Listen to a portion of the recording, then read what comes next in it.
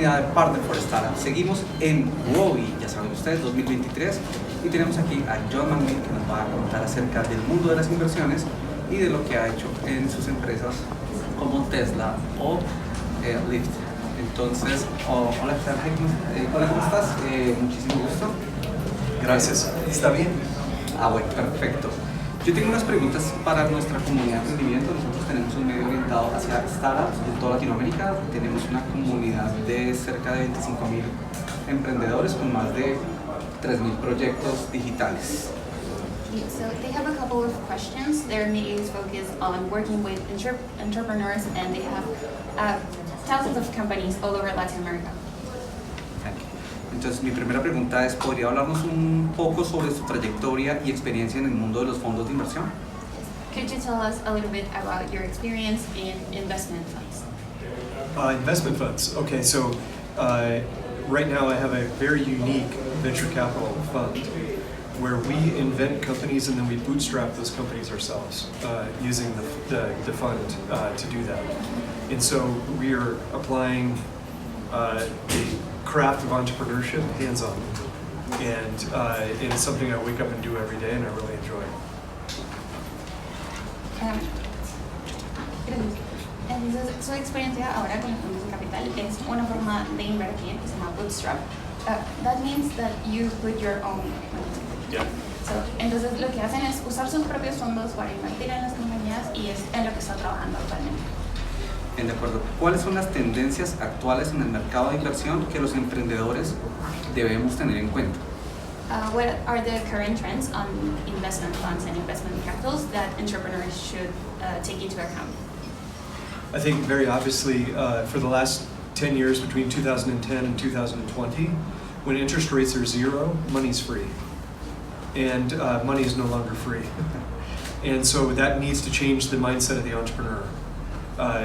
What that does is two things. It means that you need to learn and really force your business to make money from the very beginning.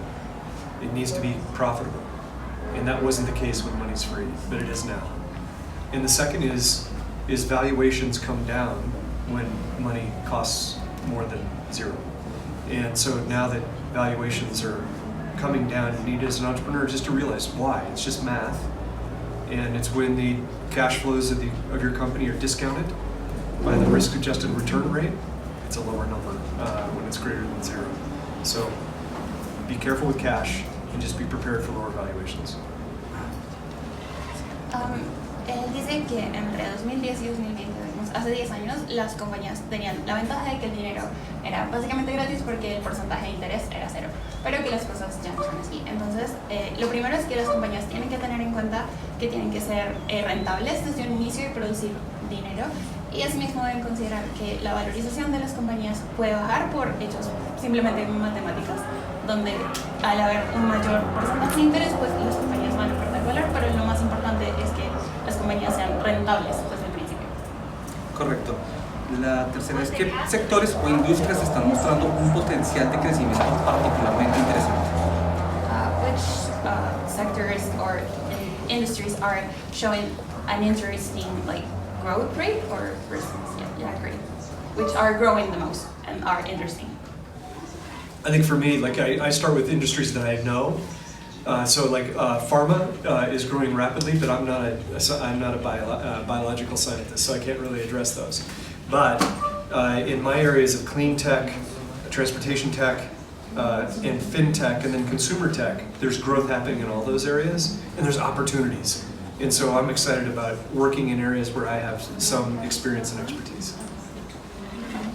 Pues él dice que distintas industrias pueden tener como crecimientos interesantes, pero lo primero es que debes empezar con industrias que ya conoces. Por ejemplo, que las farmacéuticas tienen un crecimiento, pero él realmente no sabe de farmacéuticas, entonces no empezaría por ahí. Pero la industria del transporte, las industrias financieras, todas están teniendo pues un crecimiento interesante. De acuerdo. ¿Cuáles son los criterios claves para que su fondo usa para seleccionar sus empresas para invertir? What is the criteria that your investment fund has when you have to choose which companies you're going to invest in? That's a great question. So we look for three things. Very large market, we call that a large addressable market. The second is large profit pools, so it's not only a large market, but a profitable market. And the third is do we have a unique way to win that's going to be hard to copy? And if we have all three of those things, that's how we choose where to invest. We need those three, and then based on the size, we'll determine the priority of where we invest. Sí. Gracias. Entonces, él toma 3 puntos específicos a analizar. Primero es que tiene que ser un mercado amplio donde pueda incidir. El segundo es que tiene que ser un mercado rentable. Y lo tercero es que ese mercado tiene que haber una forma en la que ellos puedan ingresar, que sea algo innovador y que su competencia no pueda copiar. Entonces, consideran esos 3 aspectos. Bien. ¿Cómo evalúa y gestiona el riesgo en las inversiones de su fondo? Okay, how do you evaluate and how you manage the risk on the investments in your fund? So we evaluate risk a little differently than maybe some people do. We actually look at the opportunity, and we really strive for the opportunity, keeping a little bit of an eye on risk, but we don't spend much time there. We actually spend much more time on winning versus the risk of losing, if that makes sense. We want to put our mindset towards winning. Entonces, la aproximación que ellos tienen al riesgo es un poco diferente en el sentido de que más que concentrarse en el riesgo, se concentran en la oportunidad. Y como las oportunidades sí pueden generar crecimiento, les pueden permitir ganancia, eso es más importante que el porcentaje de riesgo. Bien. ¿Qué tipo de retorno de inversión, ese es el ROI, esperan de los proyectos en los que invierten? Okay, what type of return on investment you expect on the projects that you invest in?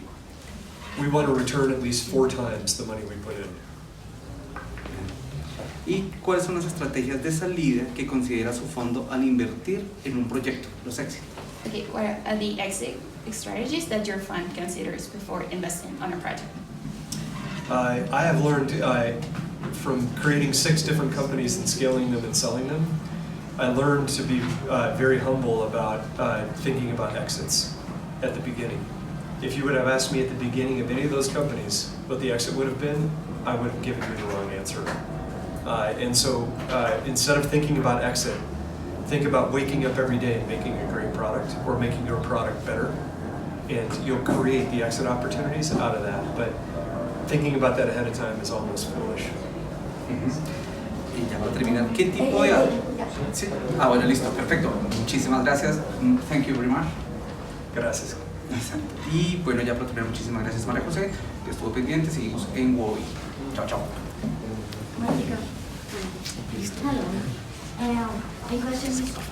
I would say, we have, out of the 12 companies that we've created at our VC fund, 2/3 of them are led by women. And it's intentional on our part to give female entrepreneurs more opportunities. In the United States, more than half of the graduates of university are female, but less than 10% of the CEOs are female. And we think that's way out of whack. So we're just trying to do our part to even that out. And so I think if you're a female entrepreneur that's not getting traction in Colombia, you should. But if you don't, come talk to us. Okay. Thank you. Yeah. Now, Fernando. Okay. John, good afternoon. La pregunta es la siguiente. Dejar decir no a la escucha en una nueva idea, quien dice sí cambia la trayectoria, hablando de los sí. ¿Qué pasa si el no es del equipo de trabajo, recurrentemente? When you stop saying no in projects, you can have a new perspective and all that you talked about. But what happens if the no comes from the team and that no is being constantly no, this isn't working? Sometimes you give them the team the wrong challenge. So if the answer from the team, even after they keep trying, is no, this isn't possible, then we have to sit down and redefine the problem we're trying to solve, and if there is a completely different way of approaching that problem. Oftentimes when teams are saying no, it's because we're not in agreement on the problem that we're trying to solve. And once we get agreement on that, then we can work together to find a more creative way to solve it. There are times, though, that the team says no, it's not possible, and they're right. And as a leader, you have to listen to that and find another way. Entonces, cuando los no son tan recurrentes, es posible que al equipo se le esté dando el trabajo inadecuado y es necesario escuchar lo que dice el equipo. Y si el no es muy recurrente, preguntarse por qué, porque puede ser que los líderes estén haciendo mal la designación del proyecto, pero en ocasiones el no por parte del equipo es completamente correcto. Thank you. Now, Jonathan. John, first, thanks for your conference. The question talk with the Okay. translate. Okay. Tesla fue un gran desafío, especialmente por ser una empresa tan innovadora en un sector tan tradicional como el sector automotriz.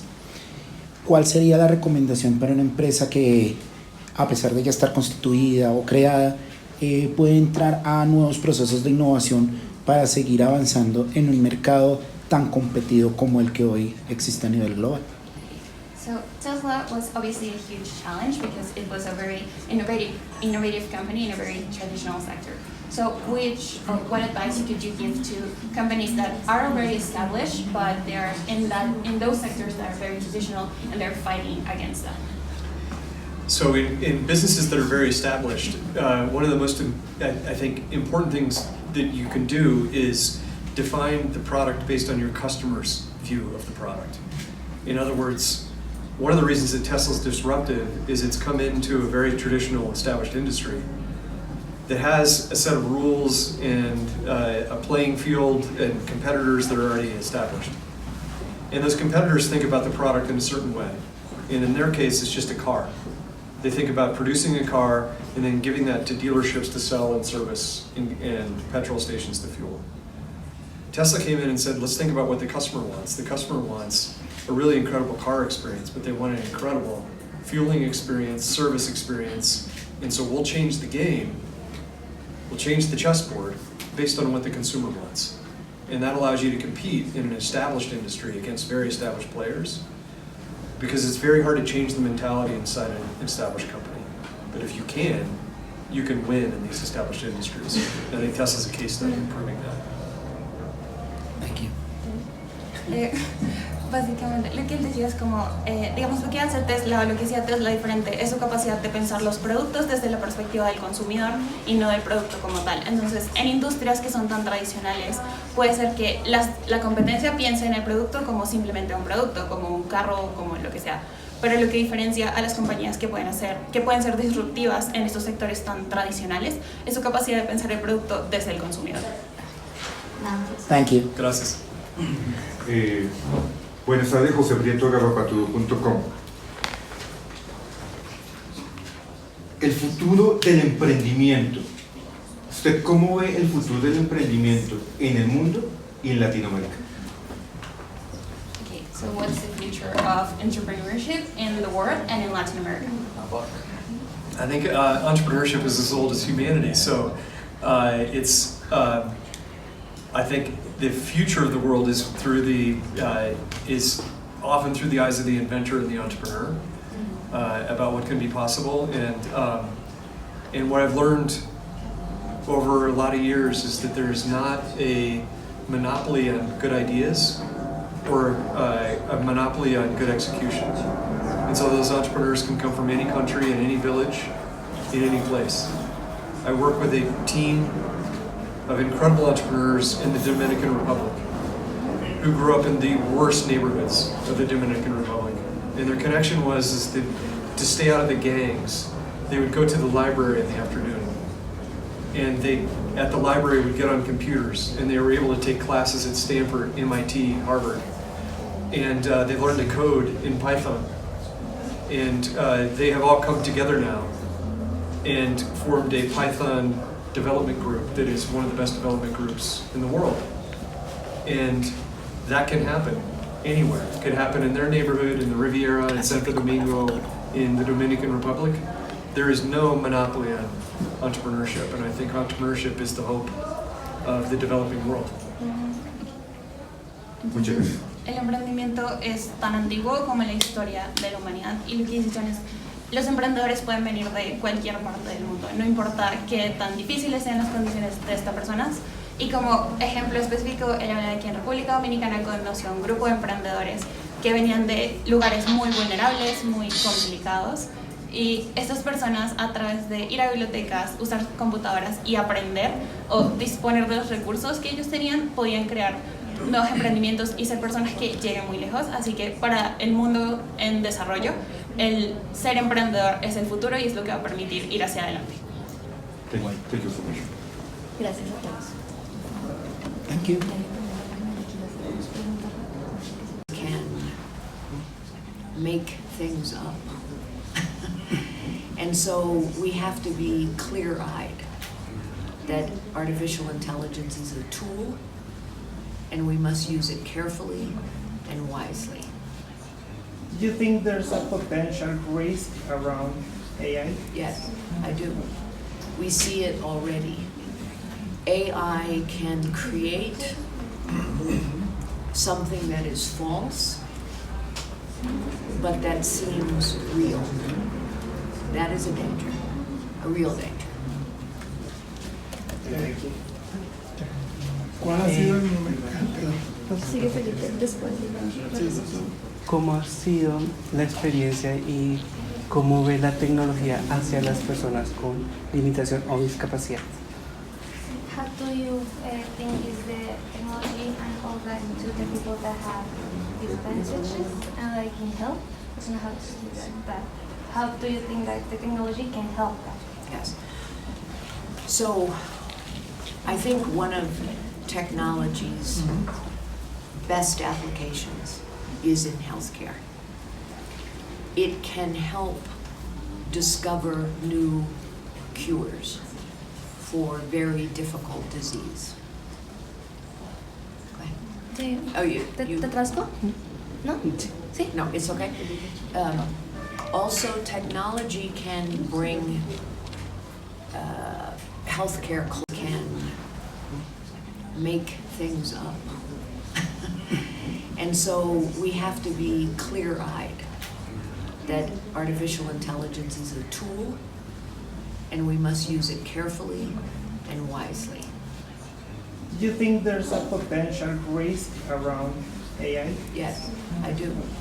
We see it already. AI can create something that is false, but that seems real. That is a danger, a real danger. ¿Cuál ha sido el momento? Sigue Felipe, después.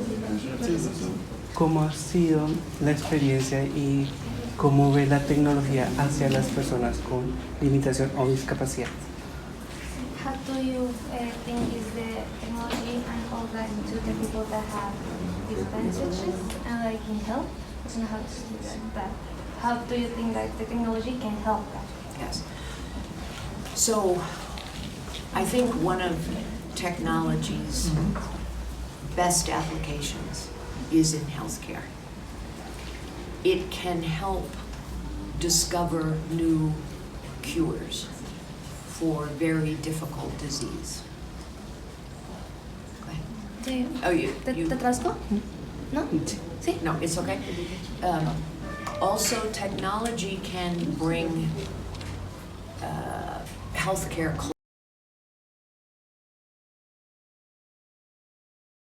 About your background and how you get involved into philanthropy and all the social work you've been doing. So I actually started my career helping to, should I look over there? Here? Sorry, again. So I actually started my career helping start up mobile phone companies. Do you want to translate it? Ella quiere que traduzca acá. Entonces, ella inició su trabajo como estableciendo compañías telefónicas alrededor del mundo. Listo. ¿Qué considera que distingue a la inversión de impacto social de otras formas de inversión? What do you think? O sea, lo que quiero preguntar es, ¿qué distingue la inversión de impacto social a otros tipos de inversión? So what's the distinction between other forms of investment and social investment? So I got super excited about impact when I worked in the mobile phone industry and saw how powerful when you put a phone in someone's hands, how it could change their entire life. And I really believe that there's a continuum from philanthropy to commercial, but the exciting bit is when you merge the two and you have businesses that also have incredible impact. Entonces, con toda la trayectoria que tuvo en el tema de tecnología y en el tema telefónico, se dio cuenta que el impacto que podía generar en una persona tener un teléfono celular era impresionante, pero lo que más me pareció impresionante fue esa conexión entre el tema social y el tema económico o el tema de beneficios. Entonces, más allá de tener esas dos como en lados opuestos en ciertas oportunidades, pues la idea es como tender ese puente entre esas dos y pues hacer cambios a partir de eso. Bien, perfecto. ¿Qué criterios o valores guían su enfoque para seleccionar proyectos o empresas en los que invertir? So which values or which criteria do you have when you're going to invest or you're going to choose a specific organization or in a specific activity? Yeah, I think we feel strongly that ultimately all investments should have an impact. So that's something that's really important to us when we invest. And I think the other thing is the leadership team. And one thing we get really excited about is when there's a partnership with the leadership team, because then you don't have everything on one person. So if you have 2 or 3 people as an entrepreneur together, their skills can come together and build something way better than they could if it was just one person. Bueno, menciono dos aspectos importantes. El primero es claramente el tema de innovación, el tema de promover algo positivo en el mundo. Y el segundo es encontrar grupos de líderes que generen un impacto, porque pues cree fervorosamente que más allá del impacto que puede crear una persona, pues puede multiplicarse muchísimo más si son un grupo de personas que van por un mismo objetivo. Es correcto. ¿Cómo trabaja con los emprendedores en los proyectos en los que se invierte? How do you work with entrepreneurs and with the specific areas you invest in? How do you work with with entrepreneurs, like when they're starting off? We love entrepreneurs. And I think one of the most important things with an entrepreneur is that they don't feel alone, because we all know it's a really hard journey when you're building something. So one of the things that's most important is building these circles of support, these deep connections around them, so that they can make sure that they can tap into other people and don't feel like they have to be the superhero, the one that has to answer everything correctly. They have a group that can help them. So one of the things we do is surround them. So much of what you guys are doing right now in your organization with support. Entonces, lo más importante pues es claramente apoyar a los emprendedores, pero tener ese enfoque en el que ellos no estén del todo solos, que tengan un círculo de apoyo que de verdad pueda promover y ayudarlos a solucionar temas, porque pues iniciar en un emprendimiento es bastante complicado, pero pues tener ese círculo de apoyo los ayuda un montón y hace que las cosas crezcan y funcionen muchísimo más rápido, que es lo que ustedes están haciendo en la organización. ¿Podrías, por favor, compartir algún desafío significativo que hayas enfrentado en tu trabajo? ¿Cómo lo superaste? Can you share an experience that you have, a hard experience during your work that, maybe it was challenging, it was tough, and you shared any of them? Yeah, we've got tons of experiences that have been tough. I think any entrepreneur is starting something. And sometimes, in the beginning, before you have that something bigger and you know where you're headed, sometimes it can be really difficult to rally people behind your idea. So I think what we found is once you have that something bigger that's a clear mission, it helps to mobilize people behind an idea. So that is super, super important. And I think it's also building a team that's going to be all in together. And sometimes before you do that, and you don't have the right team, that's when we found it gets really difficult. So building that something bigger and then building a team that's going to be all in with the project. Y por último, ¿podría compartir un ejemplo de un proyecto o empresa en el que haya invertido y que haya tenido un impacto significativo en alguna comunidad o en el mundo entero? Can you share an experience where you created something that generated a bigger impact than you thought it would have? Yeah, let me just think will write one here. So I feel like when we were built, the first 18 years of my career, we were building mobile phone companies in markets around the world. And I think we never expected the incredible, I guess, entrepreneurialism that could happen with a mobile phone. And when we launched prepaid services in South Africa, we reached our annual target in 3 days. And when we went into the townships, we found that what they were doing is taking that phone and using it and selling a briefcase phone, selling it in a trailer phone. So that spirit of entrepreneurialism just expanded what we thought was a simple service as a prepaid. Ya para despedirnos, pues invitar a los emprendedores a que también tengan ese concepto de inversión social y de trabajar en temas sociales, por favor. If you could give the entrepreneurs a message to have that social motivation that you're, trying to expand to the world, and yeah, just some final words. The way that you are going to build a great company is by having a really clear purpose that's going to make a change in the world, to change something for the better, to turn it upside down. That's how you're going to really build a great company. If you're just building a company to make money, to make it a transactional process, the company will never go to the scale that it could if you have that purpose at the center from an impact perspective. And also the world desperately needs impact and purpose, and we need companies to think about how, and entrepreneurs is the best place to do this, is how they can come up with creative ideas that can solve problems and build extraordinary businesses. Entonces la idea principal es como que los emprendedores tengan realmente la idea de llevar un proyecto a cabo, pero enfocarse más allá de tener un beneficio económico y tener claros esos objetivos a futuro que van a hacer que el proceso se lleve a cabo de una manera mucho más flexible, mucho más viable y que este pueda tener un impacto pues mucho mayor que inicialmente plantean. Plus, it's just a ton more fun, and it's a ton more meaningful to our lives. Y que el poder hacerlo en equipo hace las cosas mucho más divertidas y mucho más significativas tanto para el resto como para nosotros mismos. Bueno, bellas palabras y sobre todo conmovedoras de Jean Owen en WOBI 2023. Sigan conectados por favor en los canales de P4 edición. Chao, chao. Gracias, gracias. Gracias. Mucho mejor más descansado. Claro. So Richard Branson sort of mentioned that most people who are part of the organizations are the heterogeneous. How can you recognize that in order to perform in these recession times? How can you, I'm sorry, how can you? That part of the employees of the organization? Yeah, I think Richard and our whole company really believe that if you put your people first, then the company will thrive and grow. And those people have to start with your employees and building a family. And those are the times when you will actually get through the difficult times, is because you have those deep connections in your company, because you're putting your people first.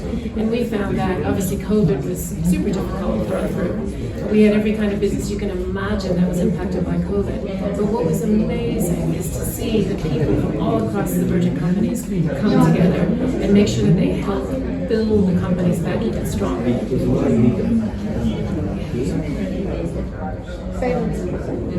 Thank you. ¿Será que nos puedes regalar una fotico, por favor? A picture. Yeah, she wants a picture.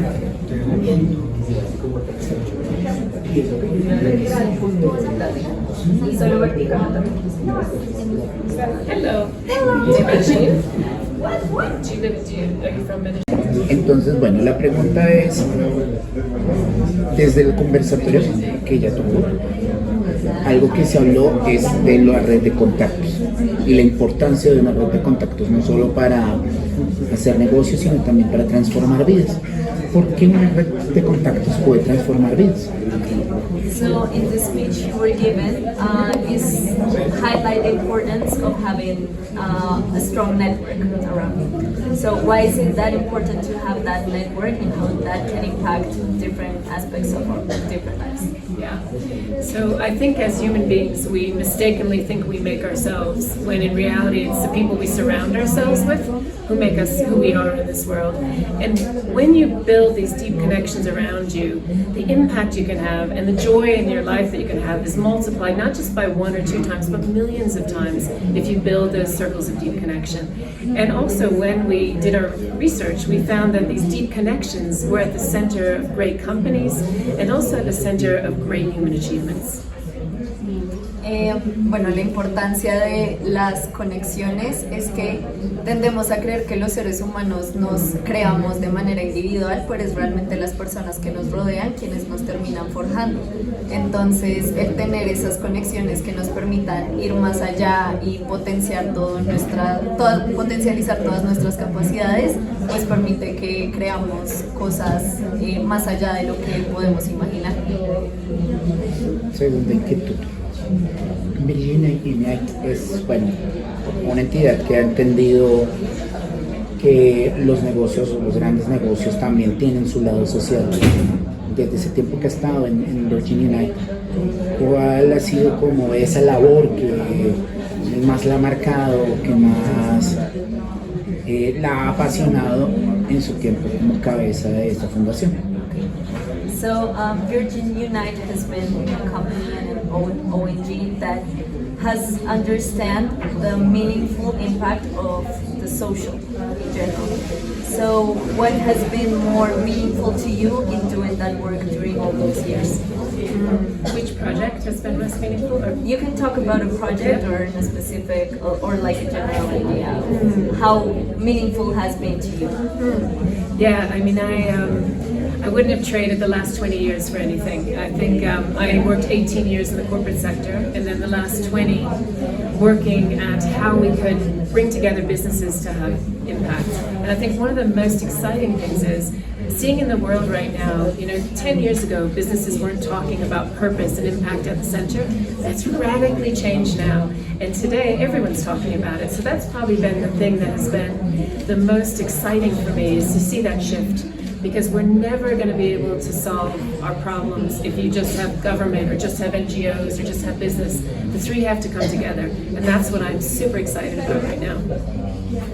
Bueno, que el trabajo que ha tenido durante 18 años trabajó en el sector corporativo y después ya realizó el cambio, pero lo que más le ha significado es que a través de todo ese tiempo ha visto una trayectoria entre que las empresas del pasado no tenían ese impacto social, no lo tenían en cuenta, pero pues ahora ya todos están girando en torno a ese tema social. Entonces eso ha hecho que el trabajo que ha hecho Gina ha sido muy significativo en ese nivel, como poder ver ese cambio y ver el impacto que genera no solo una empresa o considerar que el impacto solo lo tiene que hacer el gobierno o una fundación, sino que realmente se tienen que unir los tres para generar ese impacto. Una última pregunta. Ya has vivido en Colombia, has sido una persona que ya tenía la experiencia con el país. ¿Qué consejo o recomendación puede darle a los emprendedores cuando quieren iniciar un proceso donde se dan a conocer a través de las redes de contactos? So you've lived in Colombia before, so we would like to have an advice for all those entrepreneurs that are starting, that want to be motivated, and how they can build that network that is going to be meaningful for them. Sí, me encanta Colombia, la gente, la comida, la baila, todos. Y for entrepreneurs in Colombia, I think there's an extraordinary opportunity here to come together and figure out how they can almost leapfrog some of the other countries right now. When you combine purpose with urgency, with partnership, we become unstoppable. And I think helping entrepreneurs in Colombia, surrounding them with people and with networks that can help them scale and really be a beacon for the world on how we can take those three things and drive change in the world. I think it's an extraordinary opportunity. Bueno, cuando se conecta temas como la urgencia, las conexiones y otros aspectos, podemos generar muchísimos más cambios y que a partir de estos, pues en Colombia hay muy buenas ideas, hay muy buenas áreas en las que se puede como profundizar y que a partir de ellas pues se ha podido ver que hemos podido superar algunos otros países que también tienen esas ventajas. Entonces es seguir promoviendo ese trabajo y seguir como conectando y encontrando ese grupo de personas que van hacia un mismo propósito. And one more thing about that, I think when I worked in Colombia, I think Colombians have a secret power where they have this extraordinary ability to bring joy into what they do, and they also have this extraordinary ability to make stuff happen really quickly. I've never seen it in any other country where you have that combination of things, plus this extraordinary sense of creativity and innovation. And so I feel like entrepreneurs here, if you can harness that into building companies, it can be extraordinary. Durante el tiempo que vivió en Colombia se dio cuenta que las personas, o bueno, en general los colombianos tenemos la capacidad de traer felicidad, de hacer las cosas de manera eficiente y rápida y de ser muy creativos. Entonces, si los emprendedores pueden unir esos tres aspectos y potencializarlos al máximo, pues el alcance que van a tener es inimaginable. Thank you. Thank you guys. Yo tengo una pregunta. Desde tu fundación, ¿cómo estás aportando y cómo estás ayudando a las... ¡Ay, mamá! Scared all of us. Bueno, desde tu fundación, ¿cómo estás aportando y cómo estás ayudando a las personas con alguna limitación o condición de discapacidad? From Virgin Unite, what are the steps that you're taking towards helping people with disabilities, physical disabilities and mental disabilities? Yeah, we are doing a lot of work right now around mental health because we feel it's so important, and we're trying to work with companies to think about how companies can support people with mental health issues, and also we feel like companies sometimes cause mental health issues, so we're trying to figure out how we bring humanity back into the companies. So we have a whole program called 100% Human at Work. So if you, I have another thing, but maybe if we translate that, then I'll come back. Entonces, pues un primer aspecto es el proyecto 100% Human at Work. El 100% de las personas al trabajo.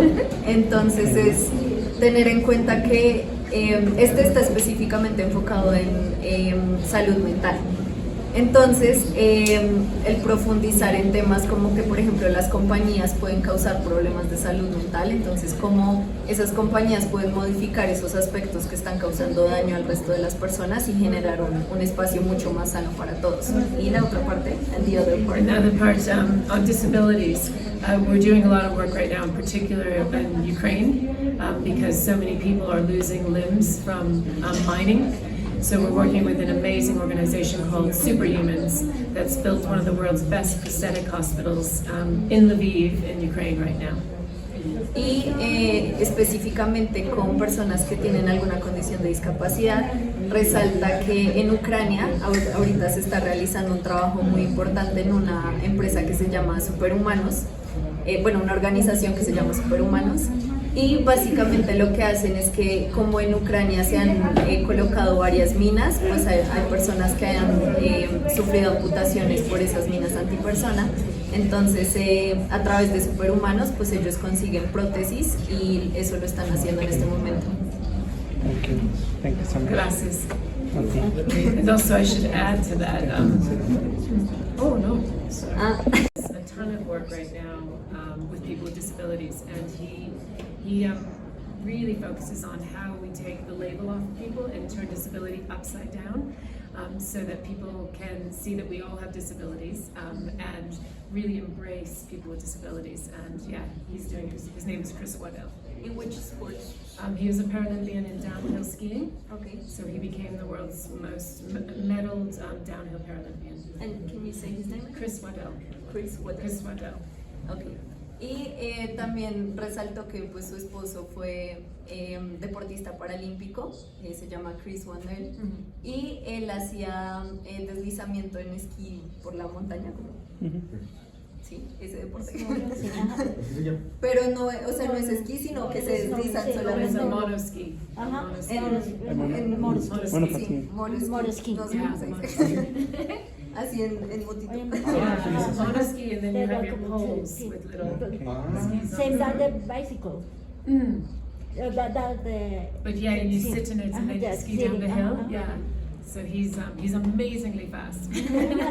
Entonces que él se ha encargado mucho de tratar de eliminar ese estigma para las personas que tienen discapacidad y como crear un entorno en el que más allá de apuntar o de tenerlos como en la mira por la discapacidad, pues sea como una oportunidad para hacer las cosas de manera diferente y eso lo está haciendo con el esposo. I like. Gracias. ¿Te quieres tomar una foto con